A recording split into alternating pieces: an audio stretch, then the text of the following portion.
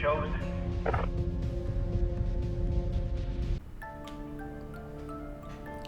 Hi Truth Seekers, this video is a furtherance of something you already know. Mike reports that Twitter suspended at 1776 Stonewall. Yeah, Twitter's basically completely gone out of control. If you try to follow this guy, this is what occurs. I get a message on the screen saying that you're trying to follow a user that doesn't exist. I then click on his profile, it goes to account suspended. I tried that before and the account suspended page turned to an all-white page. I suspect that this individual was actually deleted off of Twitter. He's an important subject today because the President of the United States retweeted him prior to him getting deleted. It appears the President retweeted him at 8:15 this morning with the statement, "most fraudulent election in history." Stonewall was sharing with us this particular article found on trendingpolitics.com. Here's the respective keyword search for that article using Google versus DuckDuckGo. Note how with the DuckDuckGo search engine, the appropriate article is populated at the top of the search results. This is not the case with Google. Instead, Google surfaces an article stating Dominion voting equipment fuel false fraud allegations. So it's a protective article for Dominion. This shows you how deep the manipulation actually goes. So on the Trending Politics website, there is a video which carries the testimony of a Michigan poll worker. She specifically worked the section of IT and helped to prevent printer jams for the vote counting machines. In this interview, she does a very poor job at clearly explaining the vote counting process, but I will explain what I understood of it briefly here before I play the clip. The ballots are organized into batches of 50 ballots. These batches of 50 ballots are sent to respective vote counting machines to be counted. They're basically scanned through the machine. She mentions that in this vote counting process, there are numerous paper jams, of which she, on the IT side, will be expected to help to correct. As the votes are being counted in the machine, if it jams on, let's say, ballot number 25, all of those previous scanned ballots that went through successfully would then have to be discarded. The paper jammed ballot would have to be put to the top of the stack of the remaining 25, leaving a total of 26 uncounted ballots. Those remaining uncounted ballots and a jammed ballot would then be run through the system again. The impropriety occurred where those who chose to scan the ballots would take the already scanned ballots that were supposed to be discarded and add those to the top of the stack as well, creating a new batch of 50 ballots. Or, as I should say, a partially scanned batch of 24 ballots with those 24 scanned ballots added, creating a new total of 74 ballots. I'll let her explain how many times this occurred. 24 because they're supposed to be run again, correct? Correct. Okay, now we're on the same page. I got it now. Okay, so it sounds like you saw something different going on though when there were these problem ballots, and I want to hear what the difference was and what concerned you. Okay, so what I saw is, so we're gonna keep ballot number 25. Yes, ballot number 25 is junk, Okay. but yes, let's the go from issue there. of ballot. Okay, so what I saw is numerous workers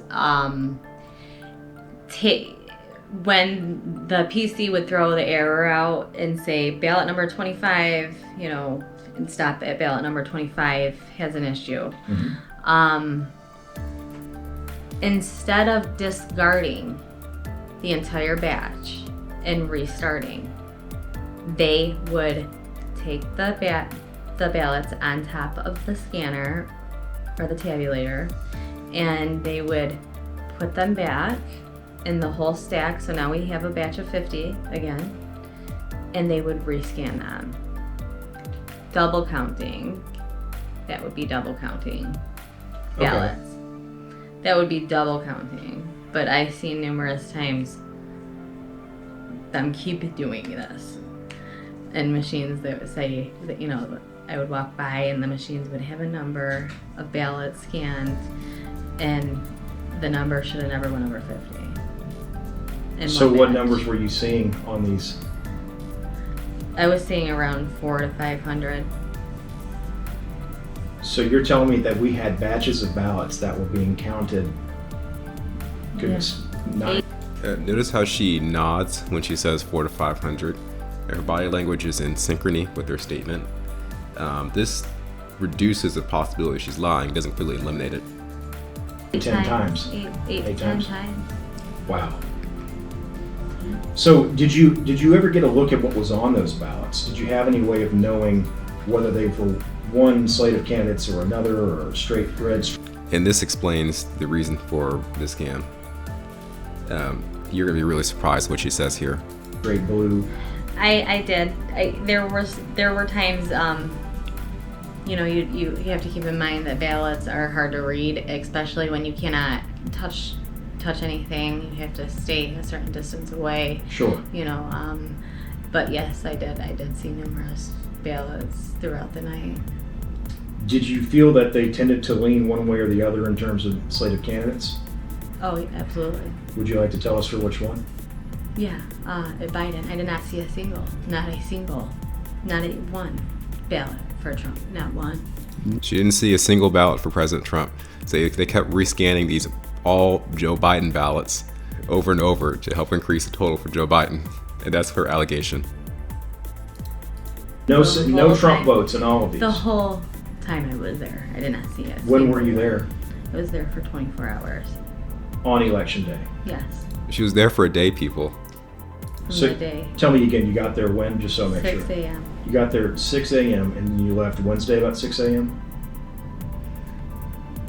5:30. Okay, yeah, fair enough. So what are the odds of that? I mean, just in, if everything is on the up and up, and somebody is just making a mistake because they don't know what they're doing, let's assume the best, right?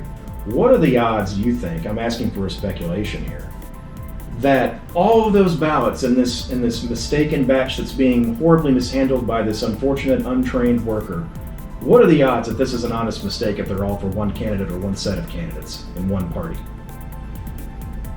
What are the odds? Sure, I mean, it's perplexing, isn't it? I mean, how can this be the Absolutely. case unless there's some sort of intentional malfeasance here? Absolutely. Do you have any idea where these ballots were coming from? I do. Okay. I have an idea, yeah. So there was, during that 24-hour shift, there was 2 times that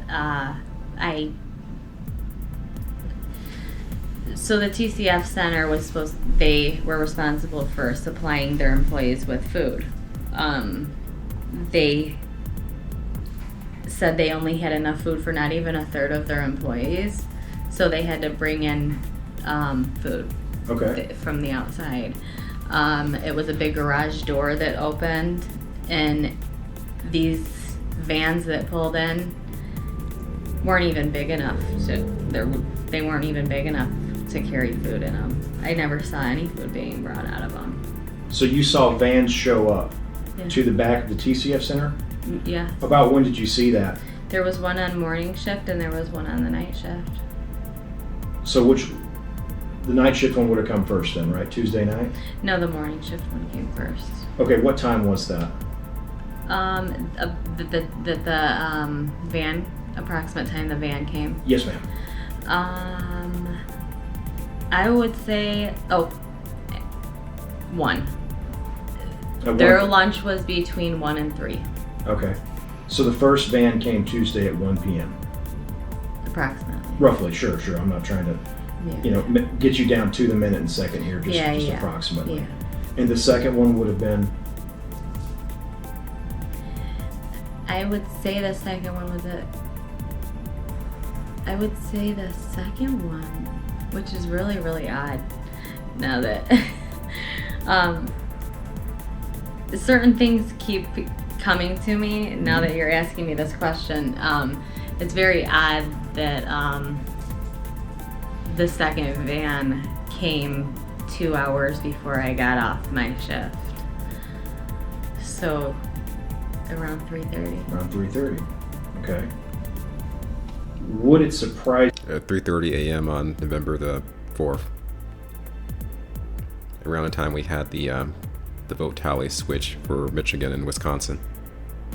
You, if I were to tell you that you are far from the first person that's told me that a van showed up at 3:30 in the morning on Wednesday with a bunch of boxes of something. No, it does not surprise me. And you did personally see this van. Yeah. Can you describe it for me? It was I would say a grayish color, and I believe it was like a transit van. Okay. Did you see any markings on it? No markings at all. Okay. How about the earlier one? I guess we should get that in there too. The one that came at 1 p.m. So I wouldn't stop there. You can find this interview on trendingpolitics.com. Did you happen to see? I guess I wouldn't recommend searching for the website using Google because they're actively censoring the website. So again, this is the video testimony of a Detroit IT worker named Melissa Caron. She was an employee of Dominion Voting Systems. She later appeared on Fox Business with Lou Dobbs to give a version of her testimony. My choice of exposure of this content to you was brought to you by the Streisand effect, because when you, as Twitter, choose to delete voices you don't like, especially voices promoted by the President of the United States, you will get other people interested in those suppressed voices. Imagine that.